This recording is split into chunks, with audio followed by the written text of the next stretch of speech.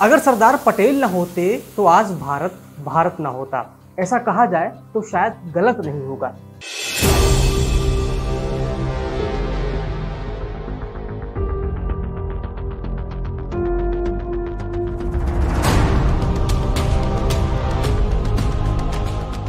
क्योंकि भारत को भारत बनाने वाले व्यक्ति का नाम है सरदार वल्लभ भाई पटेल।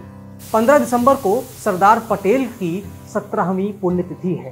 पूरा देश उन्हें नमन कर रहा है, लेकिन सरदार पटेल न होते तो शायद आज का भारत अलग ही होता।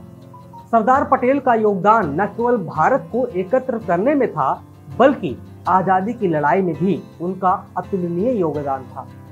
आजादी के बाद वो देश के पहले उप प्रधानमंत्री बने। 1947 में जब पाकिस्तान ने भारत पर हमला कर दिया तो उस वक्त सरदार गृह मंत्री के रूप में कार्य कर रहे थे। तब उन्होंने पाकिस्तान को करारा जवाब दिया था। सरदार केवल एक नेता ही नहीं थे, बल्कि समाज सेवी भी थे।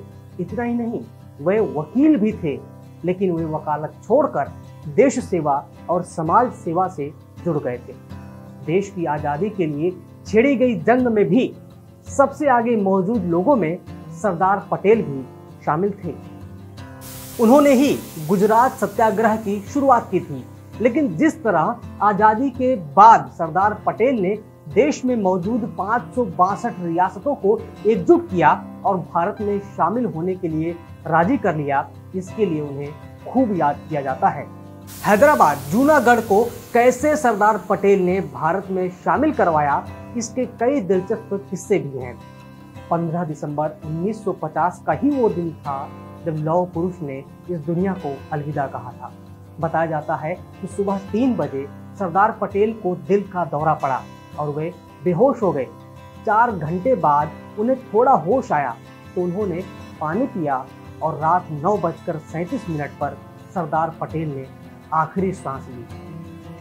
सरदार वल्लभ भाई पटेल की याद में गुजरात में केवड़िया गांव में नर्मदा नदी के बीच एक प्रतिमा बनाई गई है, जिसे हम स्टैच्यू ऑफ यूनिटी के नाम से जानते हैं। स्टैच्यू ऑफ यूनिटी 182 मीटर यानी कि करीब 597 फीट ऊंची है। स्टैच्यू ऑफ यूनिटी विश्व की सबसे ऊंची प्रतिमा है। स्टैच्यू ऑफ यूनिटी की ऊंचाई न्यूयॉर्क के 93 मीटर ऊंचे स्टैच्यू ऑफ लिबर्टी से करीब 2 गुना है। स्टैच्यू ऑफ यूनिटी का कुल भार करीब 1700 टन है, जबकि इस प्रतिमा का एक पैर 80 फीट का है, हाथ 70 फीट, कंधा 140 फीट और चेहरा करीब 70 फीट का है। 2018 में तैयार इस प्रतिमा को प्रधानमंत्री मोदी ने 21 अक्टूबर 2018 को राष्ट्र को समर्पित किया था।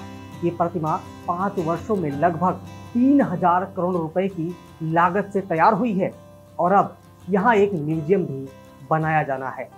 पर्यावरण पोस्ट की तरफ से लौह पुरुष सरदार वल्लभ भाई पटेल को नमन। सब्सक्राइब करें पर्यावरण पोस्ट।